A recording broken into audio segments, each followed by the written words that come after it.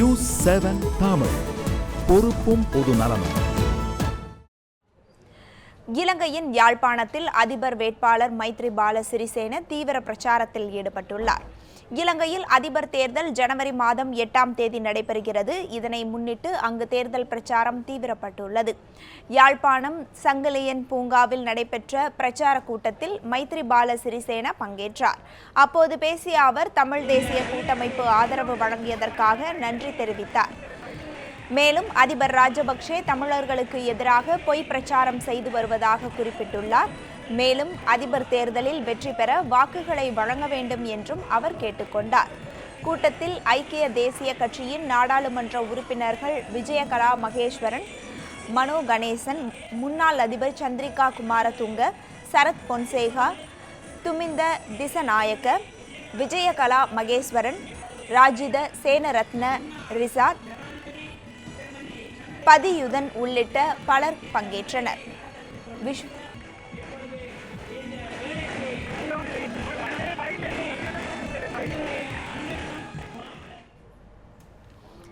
இலங்கையில் தேர்தல் பிரச்சாரம் தொடர்பாக மட்டக்களப்பில் இருக்கும் நமது செய்தியாளர் காந்தகுமாரிடம் கேட்கலாம். காந்தகுமார், இலங்கையில் நடந்து வரும் அதிபர் தேர்தல் பிரச்சாரம் ரொம்ப தீவிரமா நடந்துகிட்டு இருக்கு, அது பற்றியான விவரங்களை கொடுங்க. எதிர்வரும் 8ஆம் தேதி நடைபெற இருக்கின்ற இலங்கையின் அதிபர் தேர்தலுக்கான பிரச்சார பணிகளை பல்வேறு அரசியல் கட்சிகளும் அதன் வேட்பாளர்களும் முன்னெடுத்து வருகின்றார்கள். இந்த தேர்தலிலே 19 வேட்பாளர்கள் களமிறங்கி இருந்தாலும் ஆளும் கூட்டணியைச் சேர்ந்த அதிபர் மஹிந்த ராஜபக்ச அவர்களும் எதிரணியின் பொது வேட்பாளர் திரு மைத்ரிபால சிறிசேன அவர்களுக்கும் இடையேதான் கடும் போட்டி நிலவும் என்று கூறப்படுகின்ற நிலையில் இவ்விரு வேட்பாளர்களும் கடந்த சில நாட்களாக மிக தீவிரமான தேர்தல் பிரச்சார பணிகளில் ஈடுபட்டிருக்கின்றார்கள். இயற்கை அனர்த்தங்களின் சீற்றம் காரணமாக மக்கள் பாதிப்புக்கு உள்ளாகி ஒரு பகுதியில் அவஸ்தைக்கு உள்ளாகி இருக்கின்ற நிலையில் இந்த இரு வேட்பாளர்களும் எந்தவித தடைகளுமின்றி தமது தேர்தல் பிரச்சார பணிகளை முன்னெடுத்து வருகின்றார்கள். நேற்றைய தினம் தேர்தலில் களமிறங்கி இருக்கின்ற எதிரணிகளின் பொது வேட்பாளர் திரு மைத்ரிபால சிறிசேன அவர்கள் வடபகுதிக்கான விஜயத்தை மேற்கொண்டிருந்தார். இதன் ஒரு கட்டமாக மன்னாருக்கும் சென்றிருந்தார். அதன் பின்னர் நேற்று மாலை அளவில் யாழ்ப்பாணத்தில் இடம்பெற்ற தேர்தல் பிரச்சார கூட்டம் ஒன்றிலே அவர் கலந்து கொண்டு பேசிய போது தமிழ் தேசிய கூட்டமைப்புடன் எந்தவிதமான இரகசிய ஒப்பந்தங்களிலும் தான் ஈடுபடவில்லை என்று தெரிவித்திருக்கின்றார். ஏற்கனவே தமிழ் தேசிய கூட்டமைப்புடன் எதிரணியின் பொது வேட்பாளர் திரு மைத்ரிபால சிறிசேன அவர்கள் இரகசிய ஒப்பந்தம் ஒன்றை செய்திருந்ததாக ஆளும் கட்சியின் வேட்பாளரும் தற்போதைய அதிபருமான திரு மஹிந்த ராஜபக்ச அவர்கள் குற்றம் சாட்டியிருந்தார். இந்த குற்றச்சாட்டை அப்போதே தமிழ் தேசிய கூட்டமைப்பு நிராகரித்திருக்கின்றது. இந்த குற்றச்சாட்டுகளில் எந்தவித உண்மையும் இல்லை என்று திரு மைத்ரிபால சிறிசேன அவர்கள் தெரிவித்திருக்கின்றார். நேற்றைய தினம் கொழும்பில் இடம்பெற்ற ஊடக சந்திப்பு ஒன்றில் தமிழ் தேசிய கூட்டமைப்பு தமது ஆதரவு எதிரணியின் பொது வேட்பாளர் திரு மைத்ரிபால சிறிசேன அவர்களுக்கு வழங்குவதாக அறிவித்திருந்தமை இங்கு குறிப்பிடத்தக்கது. இப்போ முக்கியமான விஷயம் அப்படின்னு பார்த்தோம்னா, அங்க இந்த முறை எப்பொழுதும் இல்லாததை காட்டிலும் இந்த முறை ராஜபக்சே தமிழர்களை தன் வழிக்கு இழுக்கிறதுக்காக அவர்களை கவர்வதற்கான பல யுக்திகளை அவர் பயன்படுத்திக்கிட்டு இருக்கிறாரு. அதே மாதிரி இந்தியாவிலையும் இந்த ஊடகங்களையும் அவர் அணுகி இருக்கிறார். இந்த விஷயம் எப்படி பார்க்கப்படுகிறது? தமிழர்களுடைய வாக்கு இப்பொழுது அவர் வெற்றி பெறுவதற்கு கட்டாயமாக்கப்பட்டிருக்கிறதா? இந்த தேர்தலை பொறுத்தவரையில் திரு மைத்ரிபால சிறிசேன அவர்களுக்கும் தற்போதைய அதிபர் திரு மஹிந்த ராஜபக்ச அவர்களுக்கும் தான் கடும் போட்டி நிலவும் என்று தெரிவிக்கப்படுகின்ற ஒரு சூழலில் இருதரப்புமே சிறுபான்மையின மக்களின், குறிப்பாக தமிழ் மற்றும் முஸ்லிம் மக்களின் ஆதரவை தம்பக்கம் இழுப்பதற்காக பல்வேறு யுக்திகளிலும் பல்வேறு தேர்தல் பிரச்சார நடவடிக்கைகளிலும் ஈடுபட்டிருக்கின்றார்கள். இருந்தபோதும் இந்த சிறுபான்மை மக்களை பிரதிநிதித்துவப்படுத்துகின்ற ஸ்ரீலங்கா முஸ்லிம் காங்கிரஸ், அதுபோல் தமிழ் தேசிய கூட்டமைப்பு, அதே வேளையில் இந்திய வம்சாவளி மக்கள் அதிகமாக வாழுகின்ற மலையக பகுதியில், அதாவது மத்திய மாகாணத்தைச் சேர்ந்த பதுளை, நுவரெலியா, கண்டி போன்ற மாவட்டங்களில் இந்திய வம்சாவளி மக்களது வாக்குகள் பிரதிநிதித்துவப்படுத்தும் இந்த அரசியல் கட்சிகளும் திரு மைத்ரிபால சிறிசேன அவர்களுக்கே தமது ஆதரவை வழங்குவதாக தெரிவித்திருக்கின்ற நிலையில் சிறுபான்மையின மக்களின் வாக்குகள் பெரும்பாலானவை திரு மைத்ரிபால சிறிசேன அவர்களுக்குத்தான் கிடைக்கும் என்று நம்பப்படுகின்றது. இந்த நிலையில் அதிபர் தேர்தலில் வெற்றி பெறும் வாக்குகள் நிர்ணயிக்கும் சக்தியாக இந்த சிறுபான்மையின மக்களின் வாக்குகள் இருக்கும் என்று பொதுவாக கூறப்படுகின்றது. இருந்த போதும் சிறுபான்மை மக்கள் மத்தியிலும் சரி, பெரும்பான்மை மக்கள் வாழுகின்ற சிங்கள பிரதேசங்களிலும் சரி, அதிபர் மஹிந்த ராஜபக்ச மிக பெரிய அளவிலான தேர்தல் பிரச்சார மேடைகளை அமைத்து மிக தீவிரமாக தனது பிரச்சார பணிகளை மேற்கொண்டிருக்கின்றார். அதற்கு ஏற்ற வகையில் அரச வளங்களையும் அவர் பயன்படுத்துவதாக எதிரணியினர் குற்றம் சாட்டி இருக்கின்றார்கள். பல்வேறு குற்றச்சாட்டுகளை தேர்தல் ஆணையகத்திடம் அவர்கள் முறைப்பாடு செய்திருக்கின்றார்கள். இருந்தபோதும் இந்த தேர்தல் பிரச்சாரங்களை பார்க்கின்ற போது எதிரணிக்கும் சரி, ஆளும் அணியின் ஜனாதிபதி வேட்பாளராக இருக்கின்ற திரு மஹிந்த ராஜபக்ச அவர்களின் தேர்தல் பிரச்சார கூட்டங்களிலும் சரி, ஆயிரக்கணக்கான மக்கள் கலந்து கொண்டிருப்பதனை அவதானிக்கக்கூடியதாக இருக்கின்றது. இப்போ இந்த பிரச்சாரத்தின் இன்னொரு யுக்தியாக இங்கு இந்தியாவிலிருந்து ஹிந்தி நடிகர் சல்மான் கான் நடிகர்களை இறக்கும் பட்டாளத்தை ராஜபக்ஷே அவர்கள் தொடங்கி இருக்கிறார். அவருடைய பிரச்சார யுக்தியும் மாறுபட்டிருக்கிறது இந்த முறை. இது எந்த அளவிற்கு அங்கு இருக்கக்கூடிய மக்களை கவரும் வகையில் இருக்கும்? இது இந்த தேர்தலில் இந்த முறையிலான வாக்கு சேகரிப்பு பயன் தருமா? குறிப்பாக சொல்ல போனால் தேர்தல் பிரச்சார நடவடிக்கையின் யுக்திகள் அல்லது மக்களை கவருகின்ற விஷயங்கள் என்பது இந்த தேர்தலிலே மக்கள் வாக்களிப்பதற்கு உந்து சக்தியாக அமையும் என்று கூற முடியாது. குறிப்பாக இவர்கள் வெளியிட்டிருக்கின்ற தேர்தல் விஞ்ஞாபனங்களில் அவர்கள் மக்களுக்கு என்ன சலுகைகளை அறிவித்திருக்கின்றார்கள், நாட்டின் நலத்திட்டங்களுக்கு எவ்வாறான அறிவிப்புகளை வெளியிட்டிருக்கின்றார்கள் என்பதுதான் இந்த தேர்தலிலே மக்களை கவரக்கூடிய வகையில் அமையும்.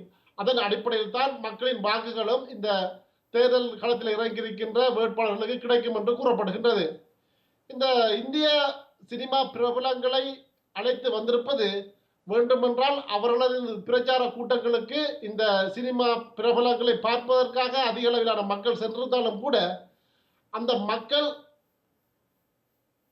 அந்த அதிபர் மஹிந்த ராஜபக்ச அவர்களுக்கு இந்த யுக்தியின் அடிப்படையில் வாக்களிப்பார்களா என்பது ஒரு கேள்விக்குறியாக இருக்கின்றது. ஆனால் இரண்டு தரப்பினரும், குறிப்பாக அதிபர் மஹிந்த ராஜபக்ச அவர்களும் சரி, எதிரணியின் வேட்பாளர் திரு மைத்ரிபால சிறிசேன அவர்களும் சரி, தமது தேர்தல் விஞ்ஞாபனங்களில் தமிழ் மக்களுக்கு இதை செய்வோம், இப்படி செய்வோம் என்று எந்த விதமான சலுகைகளையோ, தமிழர் இனப்பிரச்சனை தீர்வு சம்பந்தப்பட்ட எந்த வகையிலான தீர்வு திட்டங்களையோ முன்வைக்கவில்லை என்பது குறிப்பிடத்தக்க ஒரு விஷயமாக இருக்கின்றது. இப்போ இந்த சூழல்ல நடிகர்கள் பிரச்சாரம் மேற்கொள்ளும் போதும் அவர்கள் பிரச்சனையை பற்றி எதுவுமே முன்வைக்கல அப்படின்னு சொல்றீங்க. என்னென்ன பிரச்சனைகளை அடிப்படையாக வைத்து அவர்கள் பிரச்சாரத்தை மேற்கொள்கிறார்கள்? இருதரப்புமே பொறுத்தவரையில் இலங்கை நாட்டின் ஒற்றுமையை பற்றி பேசுகின்றார்கள் பொதுவாக. அது தவிர இந்த அபிவிருத்தி திட்டங்களை பற்றி பேசுகின்றார்கள். மக்களுக்கு சில நல்வாழ்வு திட்டங்கள் சம்பந்தமாக நிவாரணங்களை வழங்குவதாக சொல்லியிருக்கின்றார்கள். எதிரணியின் பொது வேட்பாளரை பொறுத்தவரையில் 100 நாட்களுக்குள் இந்த அதிபர் ஆட்சி முறையை மாற்றி நாடாளுமன்ற ஆட்சி முறைக்கு இலங்கையை கொண்டு வருவதாக வாக்குறுதி அளித்திருக்கின்றார். அத்தியாவசிய பொருட்களின் விலையை குறைப்பதாக சொல்லியிருக்கின்றார். இப்படி பல்வேறு விதமான வாக்குறுதிகளை இந்த தேர்தல் விஞ்ஞாபனத்திலே எதிரணியினர் வைத்திருக்கின்றார்கள். அதுபோல் ஆளுந்தரப்பினரை பொறுத்தவரையில் அவர்கள் இப்போதைக்கு மேற்கொள்கின்ற அபிவிருத்தி திட்டங்கள் தொடரும் என்றும், நீர் விநியோக திட்டங்கள், மின்சார விநியோகங்கள் போன்ற மற்றும் சாலை அமைப்பு போன்ற விடயங்களில் இந்த முன்னேற்றகரமான நடவடிக்கைகளை தான் மேற்கொள்வதாகவும் அவர்கள் குறிப்பிட்டு இந்த தேர்தல் பிரச்சார நடவடிக்கைகளை விஷயங்களை முதன்மைப்படுத்தி பேசி வருகின்றார்கள். இப்போ முதல் முறையா அப்படின்னு பார்க்கும்போது தமிழர்களாகட்டும் இஸ்லாமியர்களாகட்டும் இப்போ முதற்கட்டமாக நம்ம தேர்தலுக்கு முந்தைய ஒரு கருத்து கணிப்பு போன்ற ஒரு பிம்பத்தில் பார்க்கும்போது அவர்கள் யாருக்கு வாக்களிப்பதற்கு பெரும்பாலான வாய்ப்புகள் இருக்கிறது? குறிப்பாக முஸ்லிம் சமூகத்தினர் யாருக்கு வாக்களிப்பதற்கான வாய்ப்பு இருக்கிறது? இந்த தேர்தல் சில கணிப்பீடுகள் வெளிவந்திருந்த நிலையில் பெரும்பாலான இந்த தேர்தல் கணிப்பீடுகளில் திரு மைத்ரிபால சிறிசேன அவர்களால் தேர்தலிலே முன்னணியில் வருவார் என்ற சில கருத்து கணிப்புகள் கூறுகின்றன. அதே வேளையில் குறைந்த வாக்கு வித்தியாசத்திலே அதிபர் மஹிந்த ராஜபக்ச அவர்கள் வெற்றியிடுவார் என்று சில அமைப்புகள் மேற்கொண்ட கருத்து கணிப்புகள் தெரிவிக்கின்றன. இந்த நிலையை பொறுத்தவரையிலே ஒட்டுமொத்தமாக பார்க்கின்ற இடத்து தமிழ் அல்லது முஸ்லீம் மற்றும் சிங்கள மக்களை பொறுத்தவரையில் ஒரு ஆட்சி மாற்றத்திற்கான ஒரு நிலையை இப்போது அவர்கள் எதிர்பார்க்கின்றார்கள். ஏறக்குறைய 10 ஆண்டுகளாக அதிபர் மஹிந்த ராஜபக்ச ஆட்சியில் இருக்கின்றார். பல்வேறு பிரச்சனைகள் இந்த ஆட்சியில் எதிர்கொண்டிருக்கின்றார்கள் மக்கள்.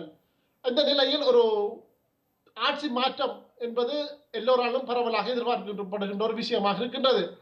அதே போல தமிழ் மக்களை பொறுத்தவரையில் இந்த இறுதிக்கட்ட யுத்த காலத்தின் போது பல்லாயிரக்கணக்கான மக்களின் உயிரிழப்பு, இது சம்பந்தமான பல்வேறு பிரச்சனைகள், கைதிகள் மற்றும் முகாம்களிலே தடுத்து வைக்கப்பட்டிருக்கின்றவர்கள் இதுவரை விடுதலை செய்யப்படாமை, சுமார் 19,000 மக்கள் காணாமல் போயிருக்கின்ற நிலையில் அவர்களை கண்டறிவதற்காக இந்த விசாரணை குழுக்கள் அமைக்கப்பட்டு விசாரணைகள் மேற்கொள்ளப்பட்டாலும் கூட இதுவரையில் எந்த விதமான முடிவுகளும் இல்லை. யுத்தம் முடிவுக்கு வந்த பின்னரும் கூட தமிழர் பிரச்சனைக்கான ஒரு நிரந்தர தீர்வுக்கு எந்த விதமான தீர்வு திட்டங்களையும் அதில் மஹிந்த ராஜபக்ச அரசு முன்வைக்கவில்லை என்ற நிலையில் தமிழ் மக்கள் அதிபர் மஹிந்த ராஜபக்ச அவர்களை இந்த தேர்தலில் புறக்கணிக்க வேண்டும் என்ற ஒரு நிலையில் இருக்கின்றார்கள். அதுபோல் சிறுபான்மை மக்களில் இன்னொருவர்களாக இஸ்லாமியர்கள் அவர்களும் இந்த ஆட்சி மாற்றத்தை வெறுப்பதற்கு பல்வேறு பிரச்சனைகளையும் அவர்கள் முன்வைக்கின்றார்கள். குறிப்பாக இந்த ஆண்டின் துவக்கத்திலே பேருவளை மற்றும் மேல் மாகாணத்தின் சில பகுதிகளில் இஸ்லாமியர்களுக்கு எதிராக கட்டவிழ்த்து விடப்பட்ட வன்முறைகள், அந்த மக்களின் சொத்துழப்புகள், உயிரிழப்புகள் என்பன ஒட்டுமொத்த இஸ்லாமிய மக்கள் மத்தியில் இந்த அரசு அதிருப்தியை சம்பாதித்துக் கொண்டிருந்தது. பொதுபல சேனா இயக்கம் தான் இந்த சம்பவங்களுக்கு பின்னணியில் என்று பல்வேறு குற்றச்சாட்டுகள் முன்வைக்கப்பட்டிருந்த போதிலும் கூட உரிய விசாரணைகளை நடத்தி உரியவர்களை கண்டறிந்து அதற்குரிய தண்டனை வழங்காமல் இஸ்லாமிய மக்கள் மத்தியில் இந்த அரசுக்கு ஒரு அதிருப்தியை ஏற்படுத்தி இருக்கின்றது. நிச்சயமா போர் முடிந்த 5 ஆண்டுகள் ஆன பிறகும் அங்கு இன்னும் எந்த சூழ்நிலையும் மாறாத நிலையில் இந்த தேர்தல் நடைபெற இருக்கிறது. பொறுத்திருந்துதான் பார்க்க வேண்டும் இரு தரப்பில் எந்த தரப்பு வெற்றி பெற இருக்கிறது என்று. மட்டக்களப்பிலிருந்து நீங்க ஸ்கைப் மூலமாக எங்களுக்கு உங்களுடைய தகவல்களை கொடுத்தீங்க. மிக்க நன்றி. மிக்க நன்றி.